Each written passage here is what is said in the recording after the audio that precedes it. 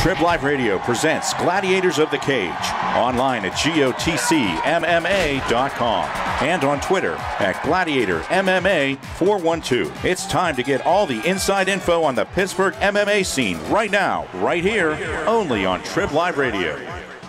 If you like MMA, if you like chaos, this is your show. It is Gladiators of the Cage, our half hour every single week with the guys at Gladiators of the Cage. If you like MMA action, we're talking top-notch production, top-notch quality fights, guys that are going to the UFC, guys that are going places. You want to catch a base here in Pittsburgh, Gladiators of the Cage. You can check them out not only in Pittsburgh, but you can check them out anywhere in the world via their website, GOTCMMA.com. Justin LaBar here with you. Scott Betten's here. Robert is still in the hospital. Well, still incapacitated. Says he's in the hospital. But still man down. We think he's playing hooky. And subbing in from Mexico, he is one of the most established luchador wrestlers ever. This isn't still the wrestling show? You missed it by about 10 minutes. Damn it, you said it. Dan Bogan, who is the ring announcer for Gladiators of the Cage, is the man in the middle here. Between Scott and myself, we get a tax write-off for working with Dan. He's the first. He's the first luchador with mentally challenged ring announcer. First luchador with dreadlocks. Nice. So we're here on our YouTube page, the TribLIVE Radio YouTube page. Again, hit subscribe, and you can get the videos automatically sent to you. And Dan's, like I said, Dan's the ring announcer for Gladiators of the Cage. And, you know, let's take it away from just MMA. But, you know, ring announcers in general bring so much to the table, whether you're talking MMA, boxing, pro wrestling, whether it's, you know, Bruce Buffer, everybody knows now, Michael Buffer with the boxing, Jimmy Lennon Jr., Howard Finkel with wrestling. Talk to me about ring announcing, and I mean, getting into it and bringing your flavor to the. Well, fights. I'm gonna take a nap real quick. Ring announcer. So you're gonna say now? How do you expect anybody else to want to stay awake if you're gonna tell them? You're I'm sorry. I'm sorry. I apologize. It's not ring announcing. I forgot we're airing this live. I'm the one. In wrestling, that's called burying somebody. I'm sorry. Sorry. You buried him. He's not putting me over at all. He's not. Go ahead. I'm all ears. Entertain me and my thousands of friends. Your friend. And you're pushing my limit right now, buddy. Anyway, well, I started, actually, The Godfathers of MMA is a book written about what they believe is to have been the first mixed martial arts organization in the United States. That was in 1980. I ring announced for them. I wasn't their first, but I worked for them. And then I took a short 30-year hiatus and came back and started working with these guys. But I've always been inspired by pro wrestling and stuff. How'd you break into it?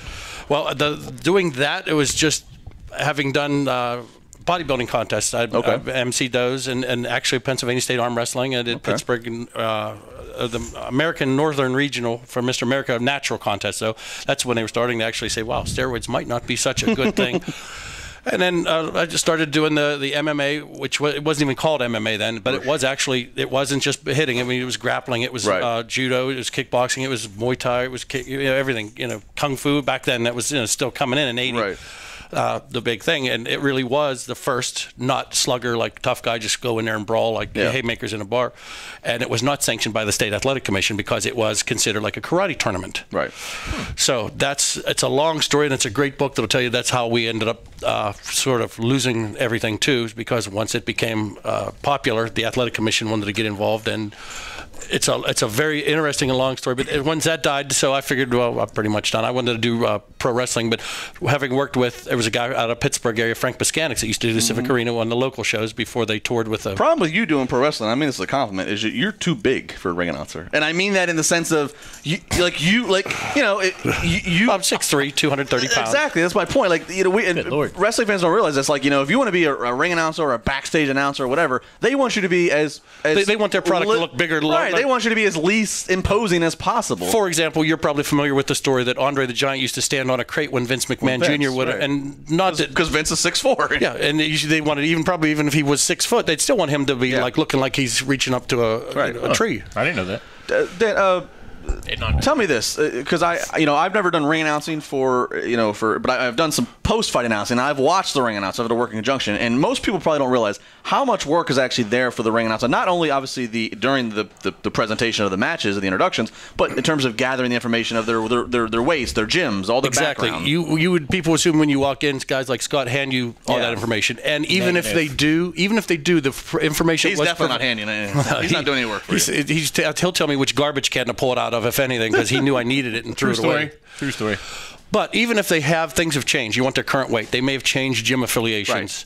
this, that, and the other. A nickname. Yeah, exactly. I might live now from, instead of Natrona Heights, I might live in Vandergrift now, Right. and I moved. Well, I want to represent so you still want to update it. Right. So if in an event like Gladiators, we're allowed up to 14 fights, which would be 28 people. Now, normally the day of the show, you lose a few injuries or whatever, but let's go with 12 fights. You've got 24 people you've got to track down and get their name, what they weighed in at. I want to tell them what they weighed in at when they stepped on that scale. Yeah.